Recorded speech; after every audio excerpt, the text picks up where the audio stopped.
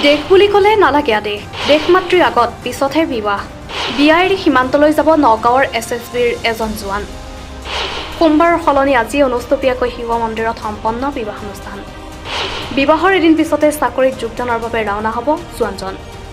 দেশ আগত বিয়া পিছত ভাৰত পাকিস্তানৰ উত্তেজনাৰ মাজতে এখন বিবাহে সকলোৰে দৃষ্টি আকৰ্ষণ কৰিছে দেশ মাতৃৰ আহ্বানত এতিয়া গৌণ বিবাহৰ লগ্ন নেপালৰ সীমান্তৰ পৰা ছুটি লৈ নিজৰ বিয়াৰ বাবে নগাঁৱৰ বাসগৃহলৈ আহিছিল SSBৰ এজন জোৱান কিন্তু পাক সীমান্তত তৎক্ষণাত যোগদানৰ নিৰ্দেশ অহাত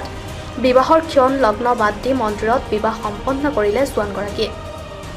আজি বিবাহ সম্পন্ন কৰি অহা কালিলৈ যুদ্ধ উত্তেজনা বিৰাজ কৰা অঞ্চলত কৰ্মত যোগদানৰ বাবে ৰাওনা হ'ব দৰাগৰাকী এখন মানে আছিল অহা সোমবাৰলৈ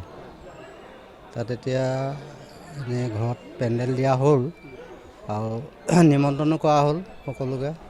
কিন্তু তেওঁ মানে ভাৰতীয় হেৰিয়াত সেনাবাহিনীত কাম কৰে যে ইতিমধ্যে পৰহিদিনাখন মেছেজ আহিলে তেখেত যাব লাগে এতিয়া সেই মৰ্মে মানে যোৱাকালি আলোচনা কৰি আমি মানে মন্দিৰতে বিয়াখন ততাতৈয়াকৈ বোলো নিয়মটো আমাৰ যিটো মানে নিয়ম সেই নিয়মটো কৰি পঠাওঁ